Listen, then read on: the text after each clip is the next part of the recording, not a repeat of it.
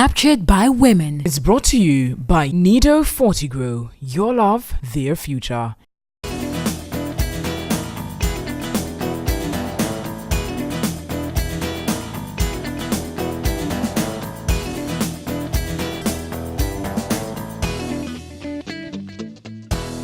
Well, the month of November is here with us again, and we are grateful that God is allowing us to see close to the end of another year. I'm sure if by now you haven't gone through your resolutions, you certainly want to start doing that. Today is a beautiful Saturday, and I'm not doing this show alone. I'm here with Falong. And of course, we are proudly sponsored by GTP, Yamvita, and Nido. If you haven't grabbed that piece, this is the right time to do so. Package it and give it to a friend and loved one out there, even as Christmas approaches. So today, we've detailed some interesting topics for you. We'll start off by talking about protection of journalists in the line of duty. Earlier this week, we celebrated International Day to End Impunity for Crimes Against Journalists. Certainly, we're asking the questions whether Ghanaian journalists are protected enough in the line of duty. Then we'll also talk about the Maritime Authority and the issues that have developed there, talking about issues of conflict of interest and the fact that these things seem to happen in government agencies. We're going to, extend it beyond the Ghana Maritime Authority to find out what does it really mean. Does it mean if you have a relative who bids for a contract and really deserves it, just because you are in position, they can't take on that job? We'll find out those details when we talk to the lawyer in studio. Then finally, we'll talk about security in the light that Tema has seen 4 daylight robberies right there in a week. We're worried about the state of security, and really as the Yuletide approaches, what is the state of security for individuals? What should we look out for to make sure that at least we're on the alert, to make sure this robbery spate reduces? These are some of the things we've outlined for you today. It certainly promises to be an interesting show, so you don't want to change the station. Stick and stay with us. We'll be right back after this break.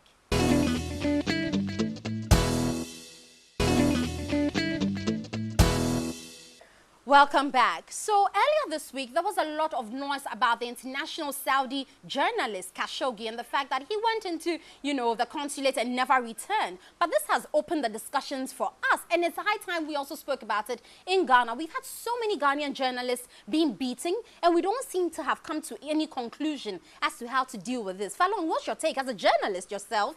How do you feel when you hear these things? I think the issues we have concerning journalists, especially assault in Ghana, is not being given enough attention. It's also not being reported in the way that it should be. We're not highlighting it as journalists. I think as journalists, we've gotten so used to telling other people's stories such that we are not giving enough focus to our issues. And assault against journalists, usually when we speak about it, people think it's only physical beating, but it goes beyond that. We have people being restrained from going into public places, from accessing information that they need. And, that's a drawback on democracy, because you need that freedom of information. And you have people being bullied so many times online. You have journalists disclose certain stories and bring out certain information, and people drag them, bully them.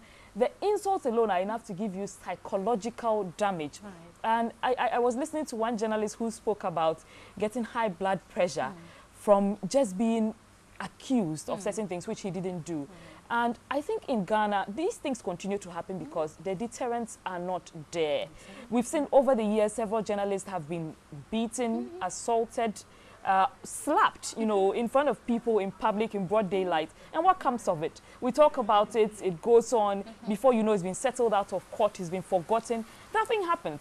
So what tells the public, to respect journalists and, not to assault journalists? There's nothing, there's no protection there. And considering that Ghana actually hosted the World Press Freedom Day, we should be more progressive than that.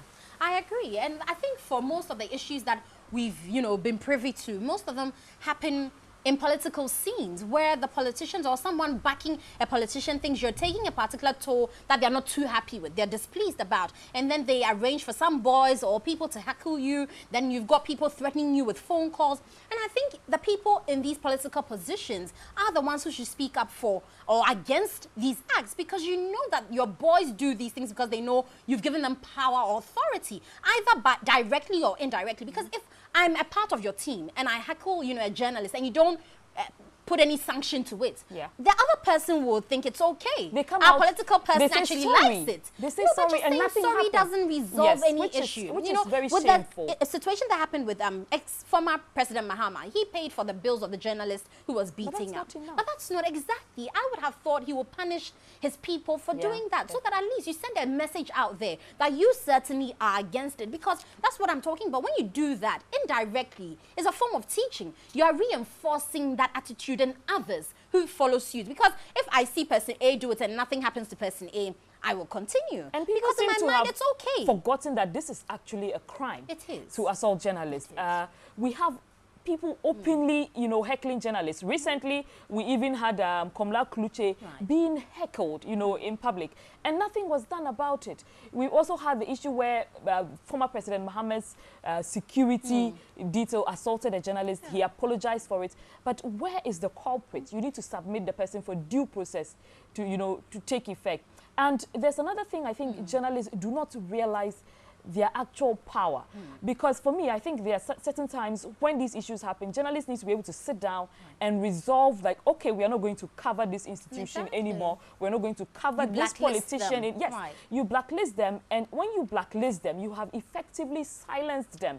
And that's the power that journalists have. But we don't realize it ourselves. I think we don't realize it because on one other front is the fact that media houses are owned by politicians, or many of them would have a hand of a politician in it. So really, when you boycott, being a private institution, I believe there's, you know, that limitation of boycotting, because it's as if right now, in the time where people are being laid off and people want jobs, if you go, someone is going to come and replace you. So really, it's, you know, we are disadvantaged in that position. But if we could all realize that even a single voice can make that difference, and we all rally behind those voices to make sure that there's a change, because enough is enough. Already you've got so many issues of housing issues for journalists, you know, salary issues, remuneration, all these things are there. And to add, you know, in fire to, as it will be, salt to fire or fuel to fire, you're coming to do this to them. I think it's woefully inadequate. We need to speak up against it every time. And like you said, I think we forget our own issues and we tend to highlight other people's own. But we do have the power. We just need to be a united front and push and make sure this happens. And I'm placing 80% of the charge at the doorstep of journalists. I think for change to occur, the victims must rise up and make a solid case. So if journalists are not able to stand up and say, listen, enough is enough, especially if, for instance, somebody assaults you, you need to be able to pursue that case to its logical conclusion. You don't go back, you know, behind the door and take some kind of compensation for it and let it go. What you have done is set a precedent that will disadvantage your colleagues. And then it becomes a culture that goes on. So journalists have, it's time for you to stand up. It's time for us all to say that enough is enough and this is going to stop. And that's when you're going to find some change. But I mean, in this world where we're pressing for freedom, really, don't you think this should be something we stop talking about? It shouldn't even happen. And the one that really disappointed me was the one that happened at the police headquarters. Because the very people who you think would help you are the very people who assault you. So where then does the journalist look to? And you know, GJA has oftentimes spoken about these assault issues, and it's just been paper. You say it or you write it, and that ends it. There was a legal pursuit. There was supposed to be a legal pursuit to some of the matters that had arisen, but we haven't heard much of it. There has to be a whole legal chapter to GJA, because I don't think GJA has, you know, done much to protect journalists in the line of duty in this country. They may be doing a lot of other things, but where you are unsafe in your work environment, then there's actually no point. Because if you're unsafe, you're not going to even live to the point where you enjoy the benefits of that job. So it's not just about benefits, it's about safety. And if the GJA is unable to do that, I think journalists need to have a different association that actually takes up the legal matters where they are, you know, where the job is concerned. Anyway, guys, that's all time will allow us. It's time for all of us to speak loud and clear, for everyone to hear that attack on journalists is certainly not the way to go. We're trying our best to make sure that issues of national interest are discussed to the very core and we get solutions. So why would someone want to attack you for the very thing that we all seek to achieve? It's time for every single person to make their voice count when it comes to attacks on journalists. Like I said, on 2nd November, we celebrated International Day to End Impunity for Crimes Against Journalists. And we certainly hope that Ghana's voice will count against this fight. So that's all we have for you. We'll take a break. We'll be back with Captured by Women, Big Bang 1. Stay with us.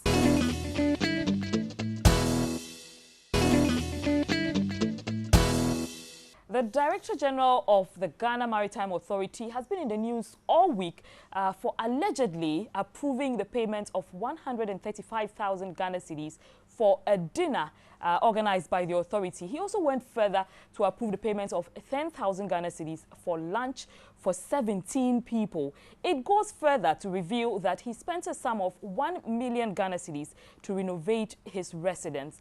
Now, why are people concerned? The hotel that these sums were paid to happen to belong to the said Director General. The contract for renovating this apartment, this house, was given to his relative. Now, the issues being raised and the allegations being brought against him include a conflict of interest, misappropriation of funds, and a possible breach of the procurement rules. To speak to these allegations in the studio is a lawyer, Jedediah Williams, and he's going to be speaking to the legalese of these allegations. Jedediah, welcome to Captured. Thank you very much. Now, let's look beyond the amount of money that has been spent. Exactly. Is there a question of conflict of interest in this situation? I will look at it from three perspectives. The first perspective will be that from my legal point of view, looking at the legal profession, there is an issue of conflict as a lawyer.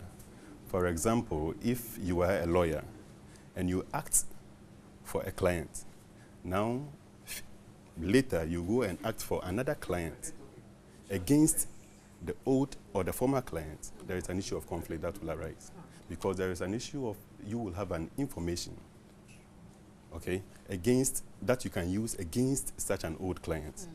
So you have to avoid these things to prevent you from conflicting yourself. There's a conflict of interest issue that will arise, so you'll avoid it in the first place.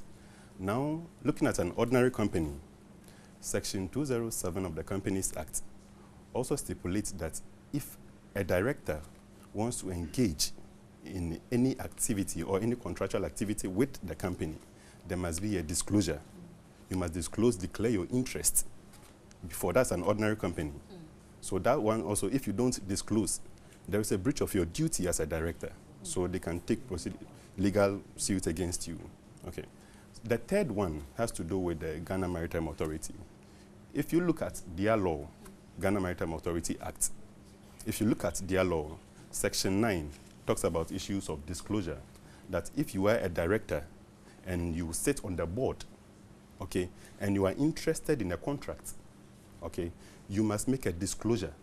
You must make a disclosure to the board. If you don't do that, you are conflicting, okay, and that director is not even supposed to be on the board to take a decision concerning that particular contract. That's another interesting question that has come up, because there are calls that the board should investigate him. Now, he's a member of the board. Exactly. Is he not going to influence their decision? Definitely. Once he's a member of the board, there's the possibility, the high possibility that he influences some of the members on the board.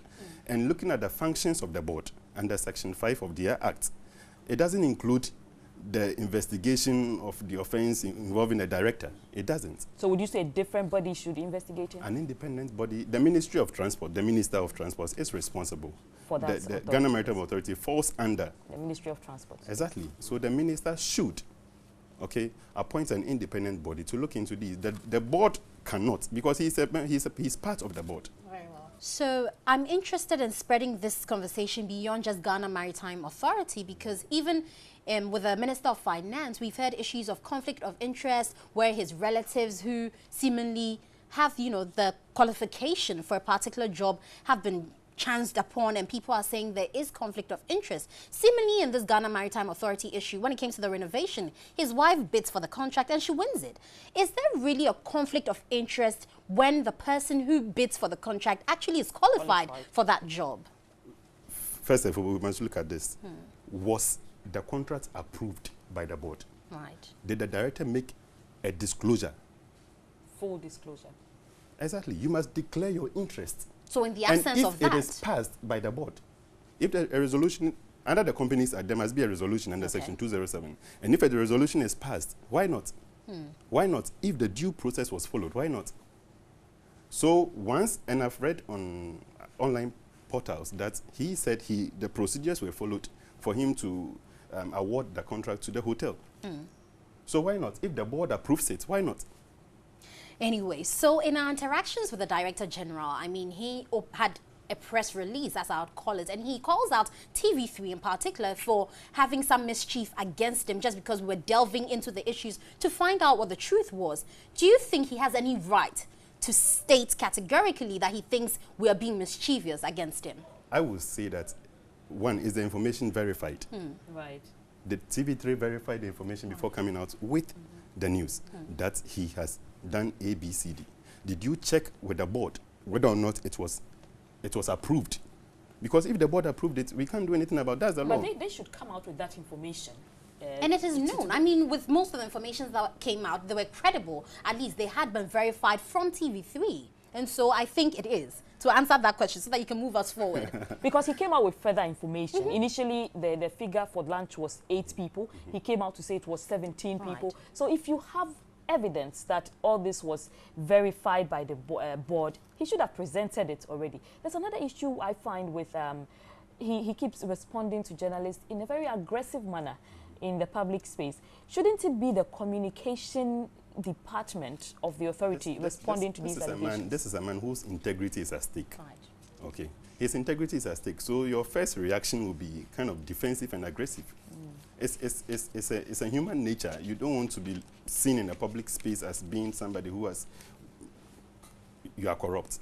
No. So you come up with defenses. But I want to state that, one, if we don't, I don't know, but if you have verified information from the board that procedures were followed, contracts were awarded based on his disclosure of interest in that hotel, and still they went ahead to give to him, then the whole board should be actually looked at, not only him. Right. Not only him. So in the event that they are not able to provide this information, the board and the authority, then we can establish a conflict of interest. That is where the Minister of Transport must step in to establish an independent body for them to look into, because they can't deny the Minister of Transport asking them for information. They must disclose it. But is there anything in the law that states that a relative or anyone close to a person who actually allows a contract to be, tendered, as it were, cannot bid for a contract? No. Exactly. No. So why do we have so many of these issues coming up where people who are credible? It has to do with the code of ethics. Right. The ethics that is associated. I remember John Mahama, former President Mahama, came up with this code of ethics for public officers and all that. And if he conflicts with that particular code of ethics, then why not? But I don't see it to be like a relative cannot. No law prevents a relative from bidding for exactly. a contract. Once but the if it's procedures open were followed and free, a fair bidding Exactly. process. Anyway, at what point in all this discussion can legal action be pursued? under Section 9, if he didn't disclose, then he can be removed. He can be removed. But an ordinary company, Section 207 states that you must disclose. Now, Section 203 and 204 establishes the duties of a director. If there is a breach of any of these duties, and not disclosing is a breach of your duty, so a member, that is a shareholder, or the company itself, can institute a legal action against such a director. Let's assume that he's found guilty, just in case he's found guilty. What is the recovery process? Is the money gone? How does the state get the money back? If he is found guilty, they should have their mechanisms of taking the money back.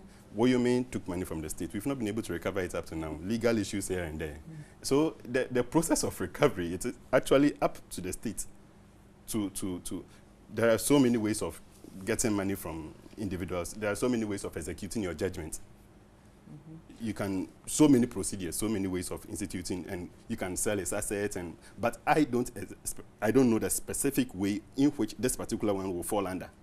Because is it a court that you are going to, or is it a committee that is investigating him? Which body is investigating to have that power to execute that decision? Is it from the government? If from the government, why not? The government can make orders for his removal, and after his removal, what next? But as a lawyer, have you been satisfied with the proceedings when, I mean, people take monies from government coffers, people squander it whichever way it is based on some of these contracts that become, you know, dubious contracts, as you may call them? Have you been satisfied with the response we've gotten from the law processes? Do you think it could have been hastened or we could have retrieved the monies in any other way? I think that we shouldn't rush into. They may have rights. Okay. The fact that you've given judgments against a person does not necessarily mean that you should quickly then you go and gather the person's assets. There are procedures. Right. There are procedures you must follow. It's possible that even most of the asset that he has acquired is in the name of another person, or it's even not for him. Okay. Okay. So the person, that third party can file an interpleader action and say that, no, you can't execute ABC because I have an interest in such a property. Okay, so I wouldn't say that it is slow, but the fact that it is slow and it is being delayed doesn't mean that we will not get there. Definitely we will get there. One day to catch up with them, we will get there. But let's assume he's found guilty. What do you think is the honorable thing to do? Does he resign or wait for the state to fire him? I don't even know why he's still in office. I don't want to be political because I've never belonged to any political party. Right. So in Ghana here, I don't know why when issues of such nature comes up, they don't resign. It's an honorable thing to do. Exactly. Resign, give them space, let them do whatever they want to do. If after that they want to reinstate you, however they want to, then we take it from there. Done, yes. Exactly. Yes. You don't just sit in office or stay in office and fight the system. Yes, because the right thing to do is to step aside so that you do not impede, you know, the investigations into the matter. That is one. But anyway, finally, I'm sure you're Ghanaian and you're a football fanatic. So you've also heard about the ban placed by, FIFA on Kwesi Nyantakyi. What's your take on it? Is it too harsh? The ban, fine, but the fine, $500,000 a year. It's actually he was alleged to have Swiss francs. He was alleged to have taken 65,000. And So you are finding him 500,000. That is. Well, So use the money, it's not the punishment. But I mean, that the law states clearly what steps they should have taken in terms of even how much they should fine him. So really, but this is to make sure that no one is attracted. You see, to this morning I was crime. listening to, they call him Uncle Kweku Bakun. I was listening to him on Metro TV, I think, and he said that the fine was not part of what actually they expected. They just wanted a live ban.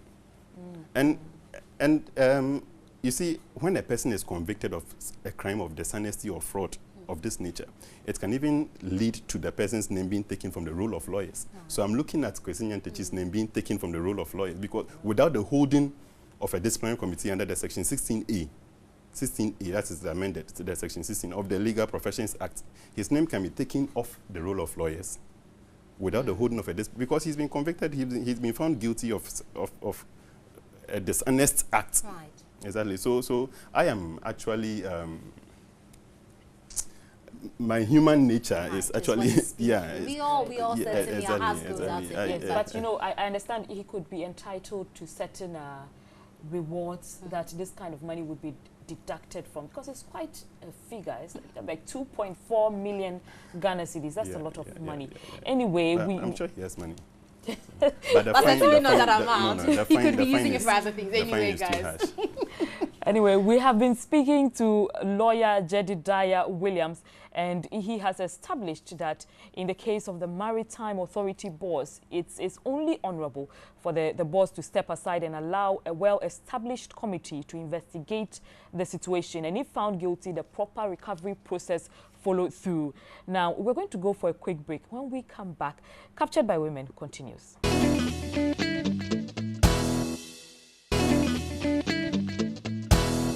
On Big Bang 2 today, we'll be talking about public safety and crime cases and the unfortunate incident that took place in Tema where 4 daylight robberies occurred. We're going to talk about the fact that residents there are living in fear and panic because they don't think they're safe. What the police plans to do in that area to make sure that they feel safer than they are now. We'll be talking to DSP JB Dakwa. He is the Tema Regional PRO, and also we'll be joined by Nana Yawakwada, Executive Director of Bureau of Public Safety, on phone. Good afternoon, DSP.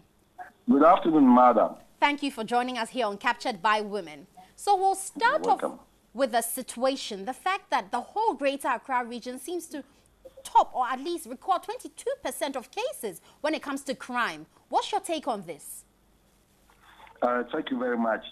You know, Tema is an industrial city, and as such, all manner of people come to Tema for business and other things. And so, yes, like you said, but I must say that the Tema Regional Command, Police Command, has intensified its vehicular and foot patrols in the metropolis to clamp down on a robbery syndicate, which have stepped up its robbery activities during the past week in the metropolis. In fact, investigations indicated that this is a syndicate operating around Ashaman, and they come into Tema. They study the movement of police and then put up surprises. But thank God, we have credible information which will lead to the arrest. As I speak with you, the Criminal Investigation Department of the Regional Command is tracking a vehicle, a Pontiac bike, that was used in the robbery. And I must say they are here. We have also increased our motorbike patrols. And as I speak, if you come to Tema, everywhere you pass, you meet the patrol teams, and then the foot patrol men. We've also increased our checkpoints. We are also arresting unregistered motorbikes, which are mainly used for these robberies. So we have put in place every measure that is needed to make sure we curb and clamp down on these miscreants. Now, DSP, beyond what your outfit is doing to ensure safety, what can the residents of these cities do to ensure that they are a little safer in their homes? Oh, thank you. That's a very relevant question. We keep on educating the public on what to do. For instance, our investigation also revealed that in most of the robbery cases, there are insiders, workers and other people within the company and the filling stations or wherever, who give information to the criminal. So as part of our educational measures, the Regional Command is meeting all stakeholders, employers and other stakeholders, to advise them on what to do. We have also circulated our emergency number for citizens to call promptly, and we keep on educating the public to be aware, especially those in the community, to report any suspicious character to the police for further investigation and action. Now, DSP, some of these residents complain that sometimes they are not encouraged to report the issues because they report criminals and nobody gets caught. What do you have to say to that? Is that they report and what? I didn't get the last part. Criminals do not get caught. Their properties are not retrieved. For instance, in one of the recent robberies, we were wondering why the owners of the property. In fact, it happened, they reported the following day. You see, sometimes that's why we are telling the citizens, our center, information center, is working 24/7. So anytime you call promptly, then the information center will release the message by the up. So we are advising the to call promptly when anything is. Even if you are a passerby and you see a big job, tell the police. He said what we are doing that this is supposed to take video that we are on it. We are advising the public. All is something. Whether you are a passerby, whether you are involved, it's possible to call our number. We will respond immediately. DSP, would you agree with me when some of the residents say the police is reactive rather than proactive when it comes to intelligence gathering and being on the ground? Because like you rightly said in Tema, you think it's a syndicate, and the robbery took place 4 times, 4 different places. And so after the first, if you were being proactive, don't you think you would have been able to gather information enough to prevent the 3 from occurring as well? Another very good question. If you have been following the trend in Tema, you realize that for the past month or so, the crime situation was down. And the recent one, you would also realize that they were doing crime robbery. Right. Now, when the robbers realized that the night they couldn't meet them, so they were devising a new strategy. It's not that we are reactive, but all said and done, like I said, after dynamic institution, we are always planning and strategizing. So we want to assure the public that we are always on the ground and taking information, and as we were able to calm the night robbery, we will equally handle this daytime robbery. So they should have confidence in police and give us the necessary information, collaborate with us. I must say, most of them are collaborating, giving us relevant information, and we appreciate that. But moving forward, in this Yuletide, that is where, activities of crime are heightened. What will the individual be able to identify that the likelihood of having, armed robbery attacks, this is what I should do, maybe concerning lightening of areas? What is the police going to do about it? And what should individuals also equally do to help your effort? Yes. For now, let me tell you what we are collectively doing together. Right. With the other sister security agencies, we have done, and we are still on it, drawing strategic plans to, as it were, curb this robbery measures before, during, and after this Christmas festivity. So all the security agencies are on board, and we are politically going to fight it. Now, we also advising the public. As I speak to you, the mayor have also assured us that the dark areas where there are no street lights, we had a meeting, 2,000 street lights are being provided to light up Tema. And in fact, we also are advising the citizens to be very watchful when they are leaving their homes. They should lock their rooms, and most especially, any suspicious character within their area, they should call police.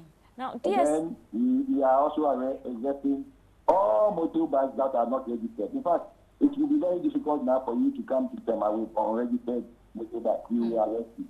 The highway patrols are working. Everybody is alert now, and we are sure the citizens that we will give them the necessary protection. DSP, now we understand that the police sometimes complain they do not have enough logistics to help them fight crime. Is this a problem that's presently facing the police service? Thank you very much. Maybe you are aware that quite recently the government has given us 200 vehicles, and more vehicles are coming. With the police, we don't wait for. We have enough resources as of now to do our work, and the government is augmenting our logistics. So we strategize and work. Sometimes it's about how you strategize to work with what you have, and that's exactly what we are doing. So we work with what we have, and thank God the government is giving us more. Bulletproofs are coming, ammunition are coming, and vehicles are coming. And so we hope that very soon we have a very peaceful Ghana, environment, peaceful community, people to go about their business. We certainly hope that will become a reality, because we all look forward to a peaceful Ghana where people can do their works without fearing that armed robbers would, attack them. We have been speaking to DSP JB Dakwa of the Tema Regional police. He is the PRO there, and he has been shedding some light on the 4 daylight robberies that happened in Tema and what the police is doing actively to make sure it doesn't happen again. We'll take a break. We'll be back with more here on Captured by Women. Stay with us.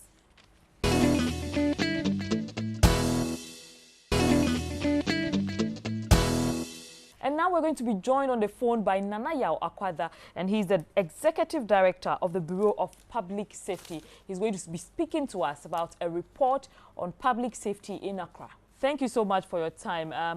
Let me just say greetings to your viewers. Thank you, Mr. Akwada. Now, what's the impact of these crimes on these areas? What would you say is the impact, the actual human impact?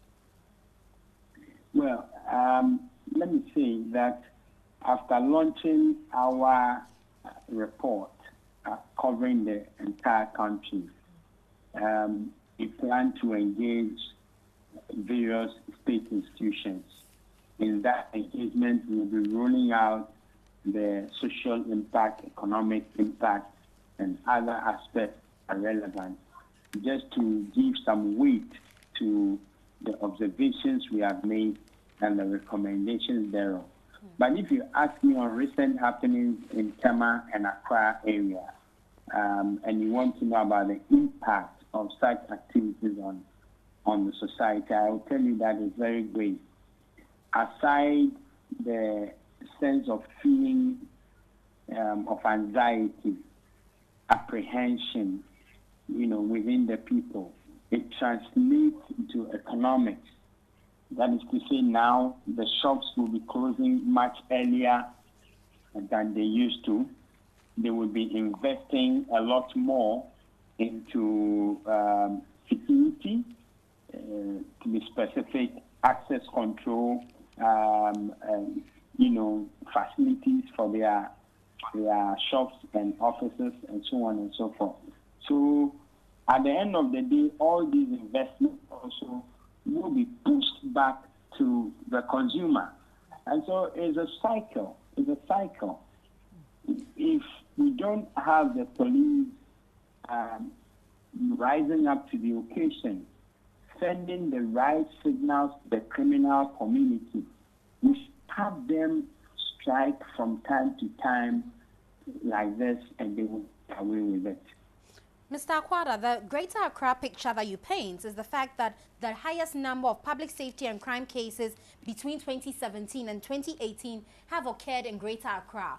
What do you think accounts for this issue of crime cases and public safety? Like I said, I think the whole world over, urbanized areas or urban areas are most prone to crime and violent crimes. Okay. Ghana, and if you like, Accra, Kumasi, and all regional capitals have not proven to be exception. Right. They are, it just fits the profile of urban areas in the world. But the statistics that we are churning out in Ghana are disturbing, and we believe that in the light of all the actions that the police are taking, in the light of the resource and logistics injection that government is putting in the police service, we have a strong belief that if the police wants to rise up to the occasion, they will be able to rise to the occasion. The criminal community must know that it is no longer profitable to ply their trade in certain areas of Ghana, or if you like, in Ghana. And if they will know that the police cannot achieve that feat by granting radio and television interviews or by showing their 200 past the media or by doing march past, but they will achieve that only if they get to the ground and they are visible within the community. They are foiling, robbery action. Then we shall have the robbery community also retreat. Mr. Akwada, agree with me. In the beginning of the year, there was a surge in violent crime. we saw a lot more robberies too were reported. And then when the police stepped up there again, they stepped up their patrols, engaging fiercely, these communities, criminal communities. Immediately it took a dip. It took a very good dip. And then there was some calm in the country. Now, the criminals have studied the terrain. They have realized that, well, the police have cars, they have patrol motors and all, but just come and show off their lights and blow sirens and go. And so they will strike when they are not there. Or they've said that the police are mostly alert in the evenings. If you look at the clear case in point in Tema, it happened, in the daylight. The case that happened at the Accra industrial area, it happened during the day. So you must understand the game of chess that the law enforcement and the criminal community are playing. And if you let down your guard, you'll be beaten to it. And that is what has played out in Tema. The criminals should not be able to predict the law enforcement agency. Society itself should not be able to predict the law enforcement agency and their strategy. Their strategy must be confusingly enough both for the police public and the criminal community.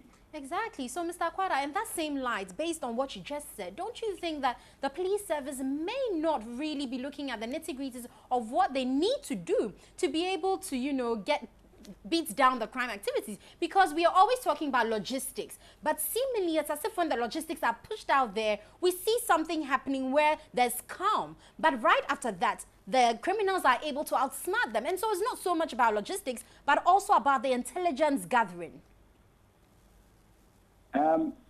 It's two phases what you have talked about. You have talked about the police being strategic and proactive, Right. and then also the use of intelligence. These are two different disciplines that we have to tackle. One, the whole world over, criminals are always ahead of law enforcement. That is one. The whole world over, even in the advanced institution, criminals are ahead of, law enforcement. But we measure the effectiveness of response by looking at the gap between the criminals and the law enforcement. We are looking back as far back as 2 months ago when the guys in Accra struck at the Melcom. That should immediately have sent the signal to the police service that the guys are re-strategizing and they are striking in the day. And it kept happening. From there, it happened in Tema. It was the daytime when they killed the Lebanese at Delta Agro, and then it continued, and then we had these ones playing out in Tema just over the last weekend. So now that gap, strategically, that gap is high. It's too wide. It's too wide. So the moment the police realizes that the criminals have changed their strategy, immediately they must follow up with a counter strategy. Right. But that appears to me did not happen. If you ask me about intelligence gathering, I'll tell you that on Tuesday, when we were launching the Ghana Public Safety report for 2017-2018, I had the opportunity of meeting with Mami Tiwa Adudankwa, the CID boss, and she made some very refreshing assurances that we believe that if the police service are going to apply themselves to the things that were said by the CID boss, there is no reason why we should not close that gap between criminals and the law enforcement agency. Very There's no well. reason why people should not feel assured when it comes to safety.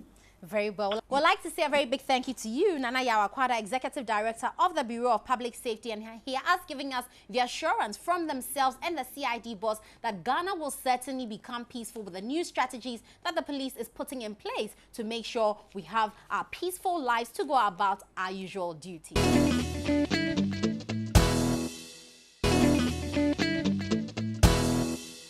And that's all we have for you today on Captured by Women on TV3. Today, we have been looking at safety in the line of duty where journalists are concerned. We have thrown a challenge to journalists to lead the charge that will cause change. We also looked at the allegations brought against the boss of the Ghana Maritime Authority, and we were told by Jedediah Williams, he insists that an independent authority needs to come in to investigate the situation. We also looked at safety, public safety in Accra and Tema, especially as the Christmas season is fast approaching, and we hope that you have learned a lot to keep yourself safe during this season. My name is Nwong Falong. I have been doing this with Dr. Ama Ajiman. We'll be back next week. Thank you for staying with us.